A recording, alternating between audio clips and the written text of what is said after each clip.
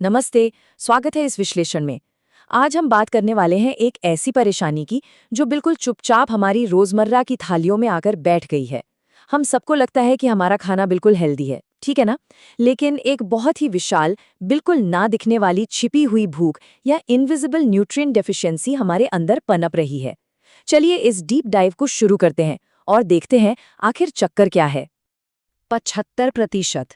ये सच में कोई छोटा मोटा नंबर नहीं है। हैरानी की बात यह है, भारत की लगभग 3/4 आबादी में विटामिन डी का लेवल नॉर्मल से बहुत कम पाया गया है। एक ऐसी जगह जहां 12 महीने धूप आती हो, वहां ये आंकड़ा सच में हैरान करने वाला है। और सिर्फ यही नहीं, एक और चौंकाने वाला आंकड़ा देखते हैं। 47%, लगभग आधा North Indian population vitamin B 12 की भारी कमी का शिकार है। ये आंकड़े साफ दिखाते हैं कि समस्या कितनी गहरी है और इस पर ध्यान देना अब कितना कितना जरूरी हो गया है। Okay, let's dive into this. आखिर ऐसा क्यों होता है कि जो लोग बिल्कुल क्लीन खाते हैं, 8 घंटे की बढ़िया नींद लेते हैं और रोज एक्सरसाइज करते हैं, उन्हें भी क्रॉनिक फटीग, डिप्रेशन और हाई ब्लड प्रेशर जैसी परेशानियां झेलनी पड़ती है? यही तो वो सबसे बड़ी उलझन है जिसे आज सुलझाया जाएगा। आज के इस विश्लेषण में हम इन 5 अहम मेडिकल डोसियर्स या केस फाइल्स को ओपन करेंगे। पहला है विटामिन डी, दूसरा विटामिन बी 12, तीसरा जिंक, चौथा फोलेट और पांचवा मैग्नीशियम। इनमें छोटी से छोटी डिटेल्स बहुत मायने रखती हैं, तो चलिए सीधे शुरू करते हैं। तो सबसे पहले खोलते हैं case file number 1, vitamin D. ये हमारी पहली हिडन हंगर है, और ये सिर्फ हड्डियों और मांसपेशियों की मजबूती के लिए नहीं, बल्कि कैल्शियम को एब्जॉर्ब करने का सबसे मेन दरवाजा भी यही है। असल में बिना इस दरवाजे के कैल्शियम बॉडी में जाएगा ही नहीं। विटामिन डी की कमी से दिन भर थकान, जोड़ों में दर्द, मसल क्रैम्प्स और बार बार बीमार पड़ने जैसी समस्याएं आम हैं। यहाँ तक कि बात बात पर चिड़चिड़ापन और खराब मूड का आना भी इसी का इशारा है। इसे चेक करना बहुत आसान है, सिर्फ 400 से 500 रुपए के टेस्ट में पता चल जाता है। लेकिन हाँ, एक ज़रूरी बात, अगर हाई डोज विटामिन डी लिया जा रहा है तो बॉडी में कैल्शियम जमा होने का खतरा बन जाता है। इसे रोकने के लिए विटामिन के लेना बहुत ज़रूरी है, जो कोल्ड प्रेस्ड ऑयल्स, हरी सब्जियों और सूखे अंजीर से आसानी से मिल जाता है।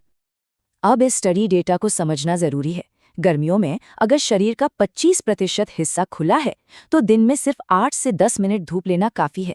आयुर्वेद तो यहाँ तक कहता है कि धूप सेकते समय नाभि और पीठ को धूप की तरफ जरूर रखना चाहिए। वहीं सर्दियों में जब मुश्किल से 10% बॉडी धूप के संपर्क में आती है तो पूरे 2 घंटे भी लग सकते हैं। और अगर चेहरे पर टैनिंग होने का डर है तो एक बड़ा ही मजेदार ट्रिक है। सिर्फ 250 रुपए में आने वाला एक हेड अम्ब्रेला पहना जा सकता है। चेहरा भी बच जाएगा और बॉडी को धूप भी मिल जाएगी। ये काफी कमाल का जुगाड़ है। Now what's really interesting about this is mushrooms धूप में कैसे रिएक्ट करते हैं। अगर मशरूम्स को पकाने से पहले धूप में रखा जाए तो उनमें विटामिन डी का लेवल लिटरली एक्सपोनेंशियल तरीके से बढ़ता है। 1 घंटा धूप में रखने पर सीधे 1000 आयु का इजाफा होता है। 8 घंटे में 46,000 आयु, और अगर 14 घंटे तक धूप दिखाई जाए तो ये बढ़कर 2,67,000 आयु तक पहुंच जाता है। ये सच में माइंड ब्लोइंग है। खैर, अगर सप्लीमेंट्स की बात करें तो 2 मेन ऑप्शंस हैं।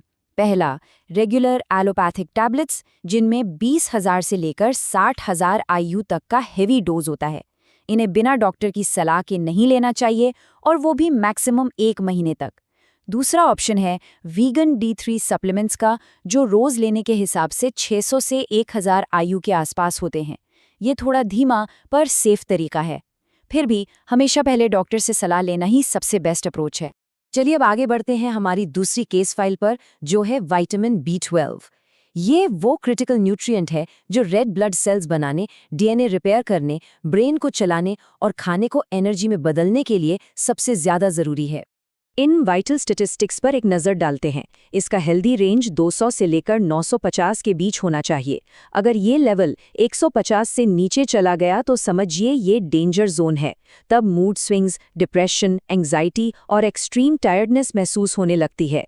यहाँ तक कि ये ऑटो इम्यून डिजीजेस को भी ट्रिगर कर सकता है। इसे मेंटेन करने का एक बहुत आसान तरीका है रोजाना 1 ग्लास दूध पीना, क्योंकि उस 1 ग्लास से ही दिन भर की आधी ज़रूरत पूरी हो जाती है। लेकिन यहाँ एक बहुत ही शॉकिंग कॉन्ट्रास्ट है। जो आरओ का पानी रोज पिया जाता है वो डीमिनरलाइज्ड होता है। ये पानी से कोबाल्ट को निकाल देता है और हमारे पेट के गुड बैक्टीरिया को ख़त्म कर देता है। इसके अलावा एंटासिड्स और मेटफॉर्मिन जैसी डायबिटीज़ की दवाइयाँ भी B12 को डिस्ट्रॉय करती हैं। वहीं दूसरी तरफ अगर हम ट्रेडिशनल फर्मेंटेड फूड्स को देखें, जैसे इडली, डोसा, कांजी और घर का अचार, ये सब हमारे गट में उन वाइटल बैक्टीरिया को बढ़ाते हैं जो नेचुरल तरीके से B12 बनाते हैं। ये एक बहुत बड़ा डिफरेंस है। तो इस डेफिशिएंसी को ठीक करने का एक ज़बरदस्त हैक देखते हैं, द मोरिंगा लीफ यानी सहजन के पत्तों का हैक। स्टेप्स बिल्कुल सिंपल हैं। सबसे पहले ताज़े मोरिंगा के पत्तों को लाकर उन्हें धूप में अच्छी तरह सुखाया जाता है। फिर उन्हें एक एयर टाइट डब्बे में स्टोर कर लिया जाता है। बस अब रोज़ इन पत्तों का थोड़ा सा पाउडर आटे, दाल या चावल में मिलाकर खाया जा सकता है। 2 महीने बाद जब टेस्ट होगा तो रिजल्ट सच में हैरान करने वाले होंगे। और जो लोग बाहर का ऑप्शन ढूंढ रहे हैं, उनके लिए मार्केट में मोरिंगा या व्हीट ग्रास वाले वीगन सप्लीमेंट्स भी आते हैं जो काफ़ी असरदार हैं। अब आते हैं केस फाइल नंबर 3 पर, जिंक। ये मिनरल भले ही थोड़ी मात्रा में चाहिए, लेकिन आज 30% आबादी इसकी कमी से जूझ रही है। इसकी कमी का बड़ा कारण है असली पूरा खाना छोड़कर पेस्ट्रीज, पिज्ज़ा और मोमोज जैसे प्रोसेस्ड फूड्स पर जिंदा रहना। अगर इस कॉम्प्रिहेंसिव सिम्टम चेकलिस्ट को देखें, बालों का झड़ना, चोट का धीरे भरना, स्वाद या महक चली जाना, ये सब इसके शुरुआती संकेत हैं। इसके साथ ही स्किन पर रैशेज, लीजन्स और एक्जिमा आम बात है। और इसका रिप्रोडक्टिव हेल्थ पर बहुत मैसिव इम्पैक्ट होता है। टेस्टोस्टेरोन का कम होना, लो स्पर्म काउंट और इम्पोटेंस जैसी सीरियस परेशानियां देखने को मिलती हैं। So the crucial point is कि खाना कैसे बनाया जा रहा है। आयुर्वेद बताता है कि अनाज और दालों में एंटी न्यूट्रिएंट्स होते हैं जो जिंक को बॉडी में अब्जॉर्ब ही नहीं होने देते। इसलिए ये मेथड अपनाना एब्सोल्युटली क्रूशियल है। साबुत अनाज और दालों को धो लिया जाए, उन्हें कम से कम 4 घंटे पानी में भिगोकर रखा जाए और सबसे इंपॉर्टेंट स्टेप, उसी भिगोए हुए पानी में खाना पकाया जाए। अगर वो पानी फेंक दिया गया तो जिंक बॉडी को लग ही नहीं पाएगा। चलिए आगे बढ़ते हैं चौथी केस फाइल पर, जो है फोलेट, जिसे विटामिन B9 के नाम से भी जाना जाता है। ये हमारे डीएनए को रिपेयर करने, नए ब्लड सेल्स बनाने और अनबॉर्न बेबीज में स्पाइनल डिफॉर्मिटीज को रोकने के लिए बेहद जरूरी है। आजकल लगभग 35% लोग इस ट्रेस विटामिन की कमी का शिकार हैं। अगर बार बार मुंह में छाले या माउथ अल्सर्स हो रहे हैं तो ये एक बहुत बड़ा रेड फ्लैग है। शरीर में वीकनेस, जीभ का लाल होना और त्वचा का पीला पड़ जाना भी इसके मेजर सिम्टम्स हैं। वैसे ये हरी सब्जियों, चुकंदर, नींबू वाले फल, केले और पपीते में आसानी से मिल जाता है। बस कुछ रेयर केसेस में ही डॉक्टर के कहने पर केमिस्ट से फोलिक एसिड टैबलेट्स लेने की जरूरत पड़ती है। लेकिन इस कमी का सबसे बड़ा कल्प्रिट क्या है? रोज एक ही तरह का खाना खाने की आदत। सच तो ये है कि अगर डाइट में थोड़ी वैरायटी लाई जाए, अलग अलग दालों, अनाज और मौसम के हिसाब से सब्जियों को रोटेट करके खाया जाए, तो 98% केसेस में फोलेट डेफिशिएंसी का रिस्क प्रैक्टिकली खत्म हो जाता है।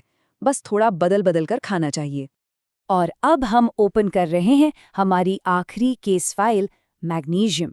ये अकेला मिनरल शरीर के 300 से ज्यादा अलग अलग फंक्शंस को चलाता है। खास तौर पर हार्ट रिदम को मेंटेन करना और आर्टरीज को रिलैक्स रखना इसका मेन काम है। सुनने में थोड़ा अजीब लगेगा, पर 80% से ज्यादा हार्ट अटैक के केसेस में मैग्नीशियम डेफिशिएंसी एक कॉमन फैक्टर पाई गई है। मसल क्रैम्प्स, सुबह उठने पर बॉडी और गर्दन में जकड़न, बैक पेन और हाई ब्लड प्रेशर, ये सब इसके क्लासिक फिजिकल लक्षण है। वैसे एक और मजेदार फैक्ट, सब्जियों का हरा रंग सीधे मैग्नीशियम की वजह से ही आता है। इसलिए डाइट में हरी सब्जियां, बीन्स, शिमला मिर्च, कद्दू और तिल के बीज और बाजरा जैसे मिलेट्स बिल्कुल शामिल होने चाहिए। अब यहाँ ड्रेन्स और गेन्स के इस लॉजिक को समझना पड़ेगा। हमारे डायूरेटिक्स जैसे बहुत ज्यादा चाय, कॉफ़ी, अल्कोहल और कोल्ड ड्रिंक्स, ये हमारी बॉडी से मैग्नीशियम निकाल देते हैं, यानी ड्रेन कर देते हैं। और अगर बिना ज़रूरत के सिंथेटिक डेली कैल्शियम की गोलियां खाई जाएं तो वो आर्टरीज को क्लॉग करने लगती हैं। ये सब शरीर को निचोड़ रहे हैं। वहीं दूसरी तरफ द गेन्स, जैसे डॉक्टर द्वारा प्रिस्क्राइब्ड मैग्नीशियम ग्लाइसिनेट सप्लीमेंट्स और क्लोरोफिल से भरी हरी सब्जियां शरीर में इस मिनरल को दोबारा बनाती हैं। इन सब के अलावा कुछ स्पेसिफिक डाइटरी टिप्स हैं जिनसे बॉडी की ओवरऑल ऑप्टिमाइजेशन की जा सकती है।